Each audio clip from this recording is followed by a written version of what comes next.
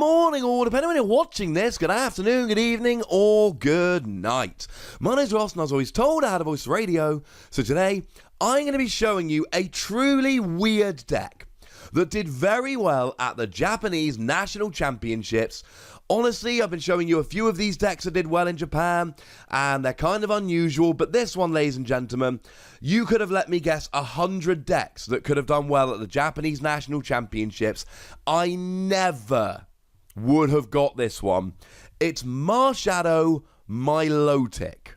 Let me repeat that just for a second. Marshadow Milotic. Yes, ladies and gentlemen, this is literally a deck that actually revolves around Milotic of all things. And Marshadow. I think I've made that quite clear at this stage. So let's start off with Marshadow. Marshadow is amazing, but it hasn't seen much play for a long time.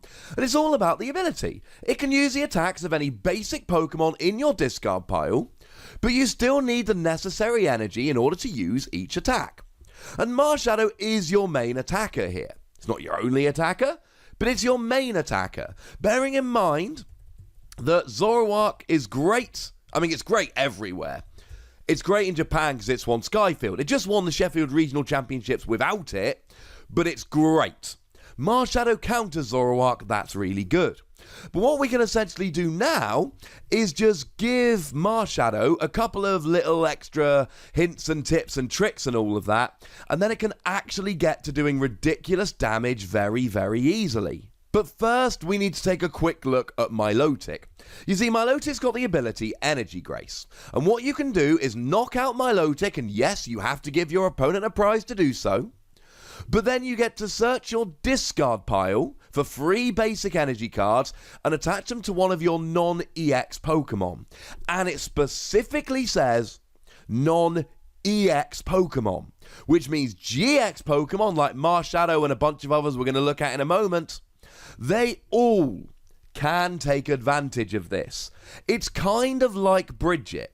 Bridget is, in a very literal, fundamental way, broken because it's supposed to get you one of the big EXs, which became GXs, and now it can essentially get you 3 GXs. Same thing with Milotic. Milotic is supposed to not help big, bulky 2-prize Pokemon, but it does. So we're going to need some cards to copy here, and we've got Seismitoad. And we're not playing any water energy, it's purely here for Quaking Punch. The thing is, Quaking Punch will generally do a nice 30 damage, but if you pop it onto Marshadow, it will do 30 damage. But you're then potentially hitting for weakness against something like a Zoroark. And while we're here, we might as well mention Diancie Prism Star. Diancie Prism Star with Marshadow is amazing, because you can take attacks that would usually not quite deal enough damage on other basic Pokemon, put the energy onto Marshadow instead, and then Diancie, because Marshadows are fighting, will allow you to do that extra 20 damage. It's nuts, and it's great, and I love it. And then you block your opponent's item cards, block them out the game while doing a bunch of damage. Now, in terms of the basic energy here, it's metal, and we've got 2 metal Pokemon we really want to have a play around with. We've got Duskmane Necrozma, and we've got Dialga GX. Now, the thing about Dialga GX is that Timeless GX does 150 damage. And then you get another turn. And it's really good, but you're struggling to hit too many of the numbers. Now, with a choice band, you can get something like a Tapu Lele, but you really want to be hitting more than that. And with Dialga here, we go up to 200. If we've got Diancie Prism Star, and we're using Marshadow to do the attack. Why is that relevant? Buzzwole. Buzzwole is the other best card other than Zoroark. And now, if you use Marshadow to copy Dialga GX's Timeless, you're doing 200 damage with a choice band and Diancie and KOing Buzzwole, and then it's your turn again. Or you're doing easily enough damage against a Zoroark, and it's your turn again. What we've done now is we've taken a Pokemon that really struggles to get KOs on the best Pokemon, and gets easy KOs on the 2 best Pokemon while giving you an extra turn. That's nuts. As for Duskmane Necrozma, yes, you can use a GX attack 250 for free energy. But then again, Duskmane Necrozma's got more HP, so you'd rather use it on that.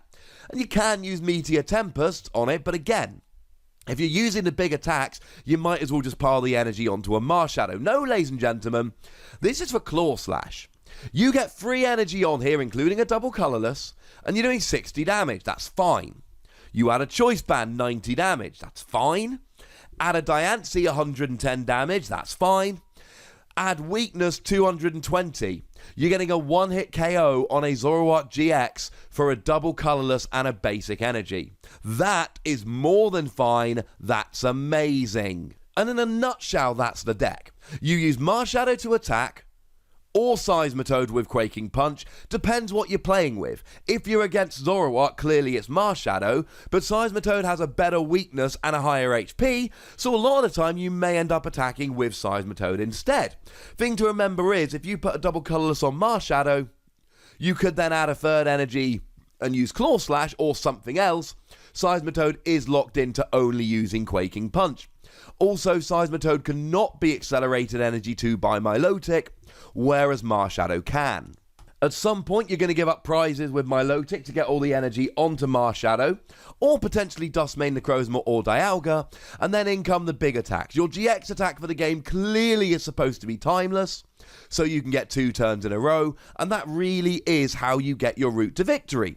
There's Shaman in here to get you a little bit of extra speed, and there is Tapu Lele, so that you can search out your supporter cards, but it's all about attacking with Marshadow, or maybe Seismitoad or one of your Metal Boys, depending on the matchup and what you've got. But I love the genius here in, first of all, using Milotic onto GXs, because the card is fundamentally broken now. Take advantage. And I love the fact that you can now be hitting for weakness against Zoroark, or taking advantage of Diancie Prism Star to do 20 more damage than the attacks are meant to do.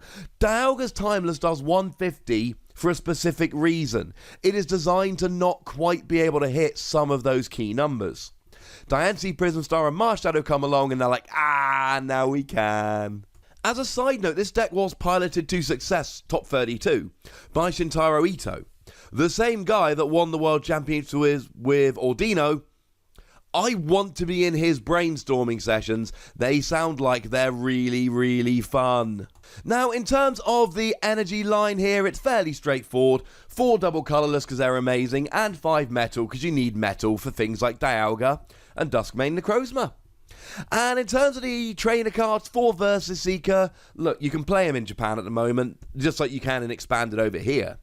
You need them to reuse your supporter cards. They're great. 4 Ultra Ball because you need to search out your Pokemon, but you also need to get energy in the discard for Milotic. 2 Rescue Stretcher. Now, we're only playing 2 Marshadow here. Partly that's because of room, and partly that's because you really don't want to start with it. 150 HP and giving up 2 prizes. Rescue Stretcher helps you get it back, so you don't need to play too many of them. We play 1 Field Blower here, and Garbodor is potentially an issue, because Garbodor turns off your ability, meaning you cannot actually use any of the attacks you want to use here. In that situation, you can still use Milotic to get the energy onto a Duskmane Necrozma or a Dialga, so it's not the end of the world, but it's still rather annoying. Field Blower helps. 2 Floatstone just to give free retreat to any of your Pokemon. 2 Choice Band to do a bit of extra damage. 3 Trainer's Mail because you want to get set up here. Now, there are a lot of item cards, and Garbodor is hitting you for weakness, but then again, you resist Garbodor with stuff like Dialga, so be careful against Garbodor decks because you are playing a bunch of items. But Trainer's Mail just helps you get set up here. As for the Battle Compressor, it's nice and easy. You need energy in the discard for Milotic. You need Pokemon in the discard to use their attacks with Marshadow. Battle Compressor becomes super useful here. 1 Counter Catcher is an inspired choice here. It's a free gusting effect, grabbing one of your opponent's Pokemon from the bench to the active, but only if you're behind on prizes. Well, when you're playing Milotic, you can guarantee you're behind on prizes by giving your opponent a prize. So you can actually make Milotic work for you here. You give up a prize, oh no, that sucks, and then you can get a free catcher effect, so you give up one prize to get a free catcher to take 2 prizes. That sounds like fun to me. Couple of Guzma for a more traditional catcher effect. Search it with Tapu Lele, reuse it with Versus Seeker. 1 copy of N. I mean, it's really fun, especially after a Milotic, to just N your opponent down to a small hand. 1 copy of Delinquent, because you get to discard a stadium in play, Skyfield, so that's fun, and you get to make your opponent discard 3 cards from their hand. It's a kind of card that's amazing when you drop it at the perfect time, so make sure you drop it at the perfect time. Again, Tapu Lele and Versus Seeker will help you. For Professor Sycamore, it's clearly the best draw supporter in this deck, because it's aggressive and you want to get set up, but you also want to discard a whole bunch of stuff like we just mentioned with Battle Compressor. This helps you do so.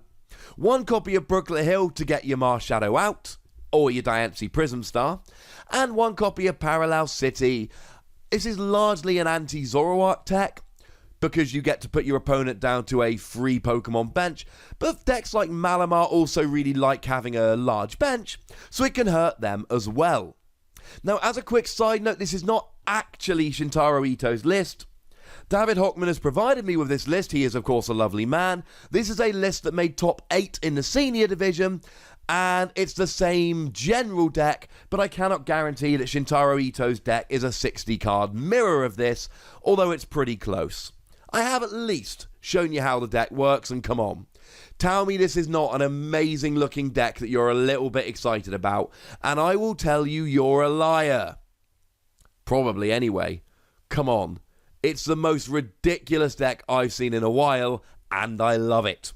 But I want to know what you think about this deck, so let me know in the comment section. Go nuts, be nice, and all of that. Make sure you like this video, subscribe to this channel, follow me on Twitter at TheWossy, and Twitch for some live action at twitch.tv/PTCGRadio. If you want to support the channel, get some bonus podcasts and all of that, head on over to patreon.com/PTCGRadio, where you can do just that. And do check out my video game /Dragon Ball Super channel, Wossy Plays, for some more Wossy action. But by far the most important thing, as always, is to look after yourselves until next time. Thank you very much for watching. My name's Ross, and you've been watching PTCG Radio.